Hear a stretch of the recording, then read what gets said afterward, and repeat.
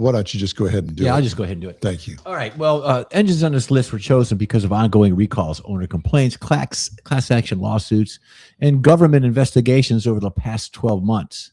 To narrow it down, these specific choices, these popular vehicles from major brands have been subject to large ongoing recalls over the last year. So very, very current.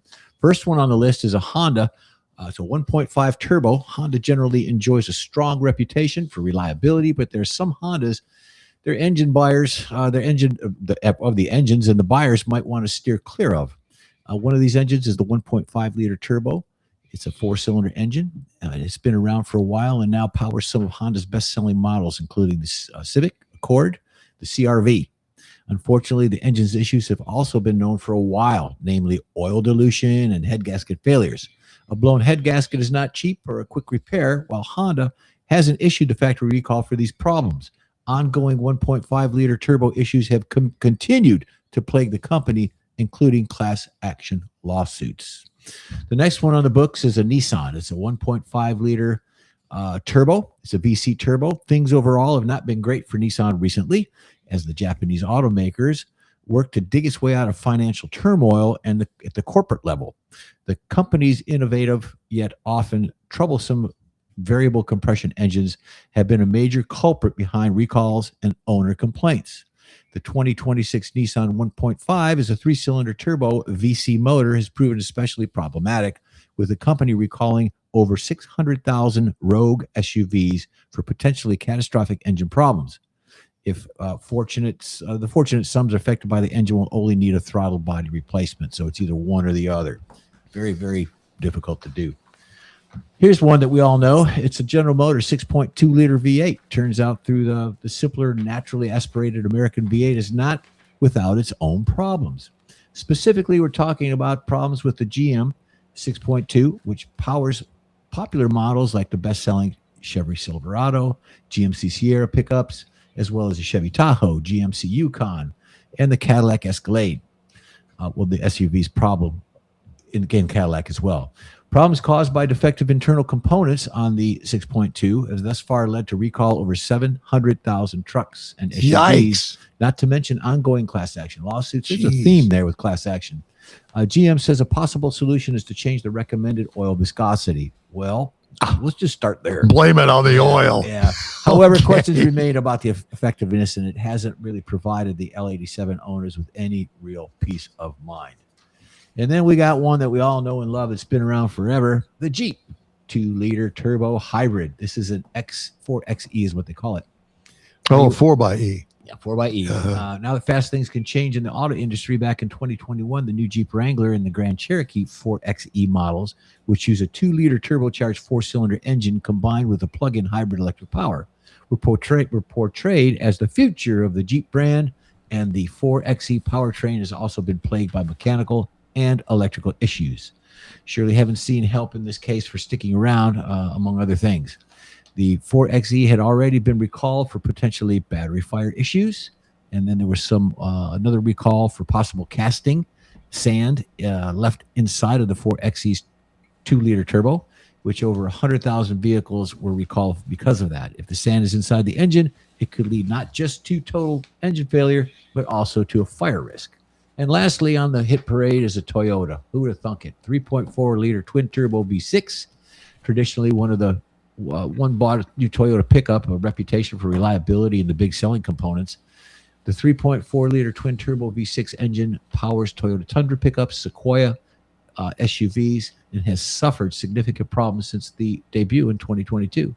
And they continue to put a dent in Toyota's generally excellent reputation. As the 2026 ongoing catastrophes of the engine, its engine-bearing problems have been promoted. Toyota's recalled over 250,000 trucks, and there's probably no remedy in sight for the near future, but they're still not completely immune from That's their V8. Yep. Gee whiz. That's it. Wait a minute. That's the same, basically the same engine that they race in NASCAR. The 3.4. No, I think it's bigger than that. Is it twin? I don't know. They might. I don't know. I'll have to look into that.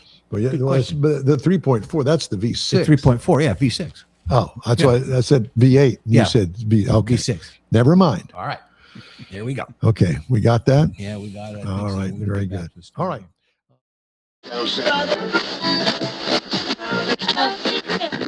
Very good. All right. Time now for our water parks driving destinations. Mr. Mars?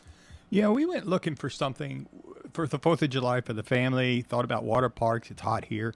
And of course, you think about Schlitterbahn, we mentioned earlier, or even Typhoon, Texas, up in Katy. Really large. A lot of people go there, big, large corporate parks. However, there's a few others around, like Hurricane Harbor Splashtown. Now, this is the old Splashtown. It is the oldest major water park in the Houston area.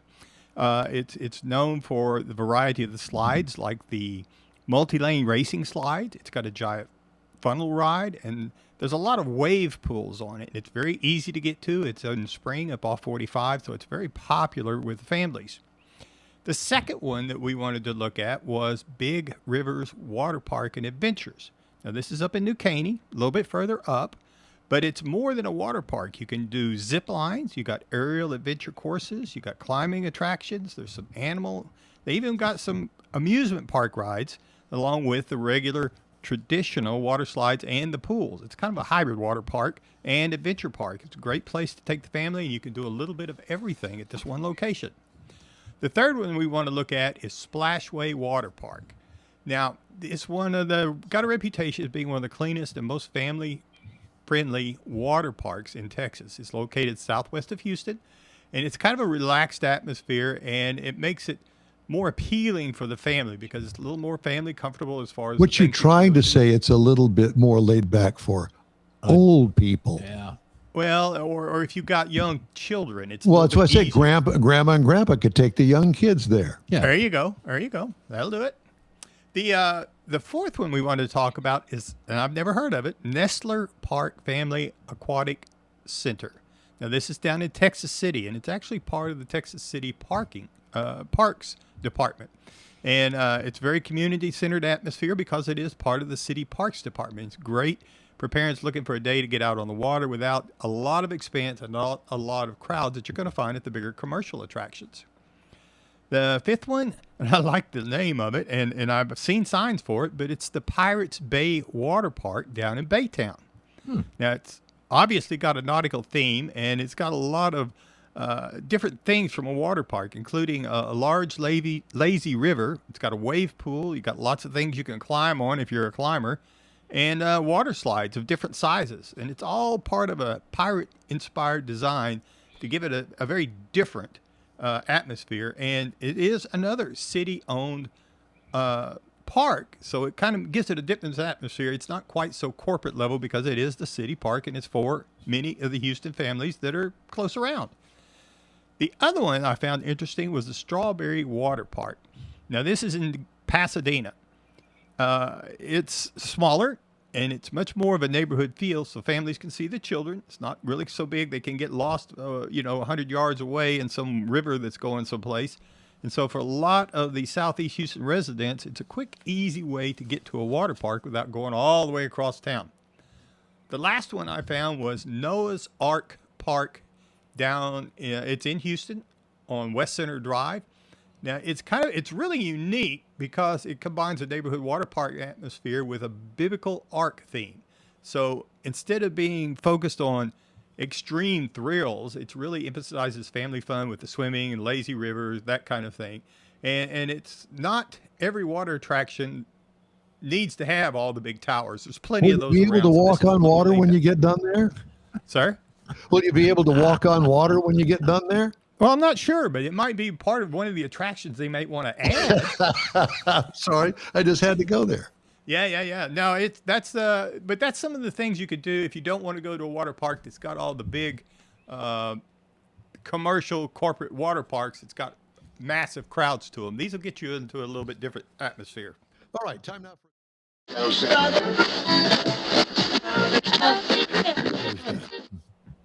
for this hour's car review.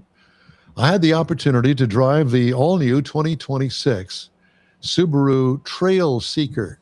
You're going, what? It's all brand new. It's built in Japan, and it comes in these 3 trim levels: Premium, Limited, and Touring. I had the premium, entry level, all-wheel drive. This is a mid-size electric vehicle. 2 rows of seating for 5 passengers, including the driver. Exterior changes, obviously. It's all new for 2026. Body shape is great. Bulging fenders give it an off-road look. Black plastic wheel openings add to the boldness, but they also edge into the front bumper. I'm not really too keen on that, but it's one of those things that some people just, that makes no difference to me. Or other people will say, oh, it's not too bad. It doesn't appeal to me, but whatever. Rear lighting runs across the complete hatch into the rear fenders, which is kind of cool. It does have a taller stance than a regular Subaru, and it is noticeable. What I liked about it, the overall design is spot on. Again, what could use improvement? Front wheel opening, black plastic incorporated now into part of the front fascia. It, to me, overwhelms the side view of it, if I'm going to be picky. And I am. Interior highlights, 2 screens. One for instruments is too far from the driver, in my opinion, and too small. Needs to be bigger. Infotainment screen is big. And it works well with the tech borrowed from Toyota, of all things. Dual phone chargers next to each other up underneath the dash and the center console. Now, let me just say this about that. If you have to have 2 of them charging at the same time, couldn't you put one on a plug and save the space for something else? One lay-down phone charger is one, whatever the case may be. Seating is comfortable. The second row legroom can be a little tight, but it's not that big of a deal because what it does, it leads to a huge cargo area, up to 74 cubic feet back there when you put the second seat down. What I liked about it, it has Apple CarPlay and Android Auto. It is integrated into the system, unlike some other car makers that said, nah, we're not going to put that in there anymore. Or another car maker that says, who needs AM radio? Uh-oh. Boo. What could use improvement? Few knobs and or switches instead of screen controls would be nice for the major components in it. HVAC, radio, those sorts of things. Now, this is a 2-motor, 375 horsepower, all electric, with a range of 281 miles. That doesn't seem like a lot, and it really isn't in comparison to some of the other vehicles out there. But, you know, when you buy one of these, you're going to buy it for its purpose. You like the way it looks, you like the all-wheel drive, you like the electric part of it, and you'll deal with the 281 miles of range that it gives you. Tows up to 3,500 pounds. Miles per gallon, well, there's none of that, but my 40-mile commute to work used 12% of its full charge. That's if that gives you an idea. I mean, is that good? Average? 12%. Well, the batteries aren't that big, so it is what it is. But I think your purpose-driven is good too. Yeah. And the fact that, you know, if you do it the right way, you get to work, you plug it in, it's full at the end of the day when you're ready to come home. Same thing when you get home, you plug it in. There's a lot of plugging. And if you're into that sort of thing and it doesn't bother you, good for you. What I liked about it, the power, plenty of it. What could use improvement? How about a hybrid option? Yeah. Just saying, plug-in, yeah. Is there such a thing? I don't know. Can you take an all-electric vehicle and make it a gasoline hybrid? I don't know. But I like the body style. I like the way it looks. I like it overall. Ride and handling. Ride is excellent. What could use improvement? Didn't take it off-road, but expect there are some limitations to it. But who's to say? I mean, I'm not an off-road expert, so don't ask me. Base trim price on this, $41,445. Price is tested $41,840. Base model price, $39,995. Competitors, the Hyundai Ioniq 5 is $35,000. Okay. Tesla Model Y, $39,900. And Mustang Mach-E, I was kind of surprised at this, $37,795 is the entry level. Right in the middle there. Yeah. But you know what you get with the Tesla. You don't really know, future with this one. You know, I don't know anybody that owns a Mustang Mach-E. I think I that do. they had these. Do you? Yeah, buddy Todd Sheldon up in Colorado, so he's got one. Does he like it? I believe so. Sure. Yeah. I'm sure he does. He's a Ford guy. Yeah, he has to. Well, he doesn't have to, Yeah, he but does. yeah, I know. I hear what you're saying. You know what I like about that car, that review in those pictures? I love that steering wheel. That steering wheel in that car is cool. That kind of squared off. Yeah, flat Try- top, flat bottom. That seems to be the I trend know. these days. I was thinking, what you're doing, I was like, how do I get one of those? Hey, we could retrofit it in your Buick. I can do it. I know. Yes, you can. can So do let's it. see, a crowbar and a hammer. No. That's all we need. Yeah, you just need a couple of pipe and maybe a wrench. Something like You get that. it, yeah. Coming up. All right, time now for This Week in Auto History, Mr. Mars. Let her rip. Uh-oh. I gotta Yes, find sir. We Mike. got a few things that we're going to run through right quick here on related to this holiday week that's coming up. And in 1894, inventor Elwood Haynes successfully tested his gasoline-powered vehicle up in Indiana. Elwood, part of the Blues Brothers. Yeah, this is this is why knew he that went to name. jail.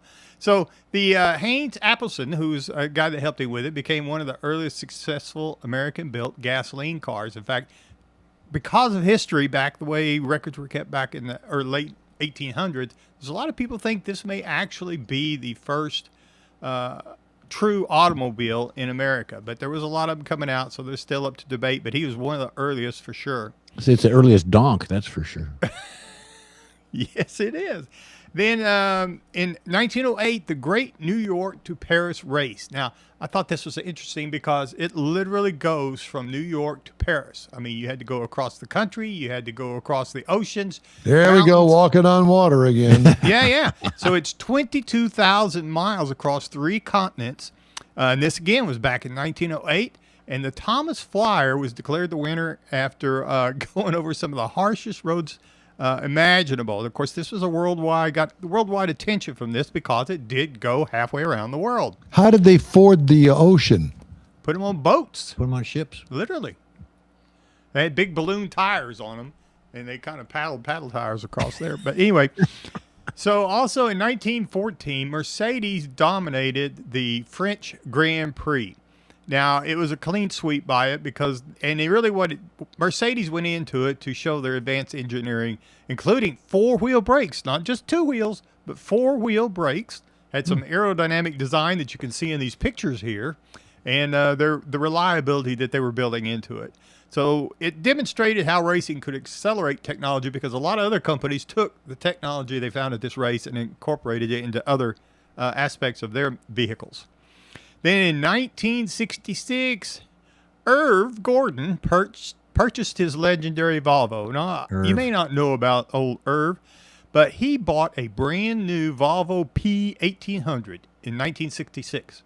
Now, it was just a plain car, obviously, but he put 3 million miles on that car, got a Guinness World Book of Record on it, and it's now in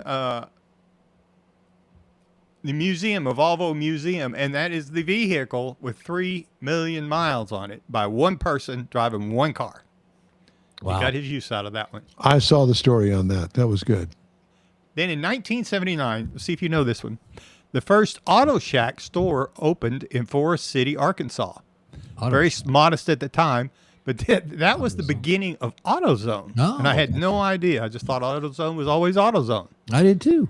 But it was truly an Auto Shack, I guess comparable to Radio Shack or whatever it was at the time. Yeah. And, of course, it became a big national chain of vehicles. That were just a few of the things we found interesting in auto history this week. Perfect. Very interesting.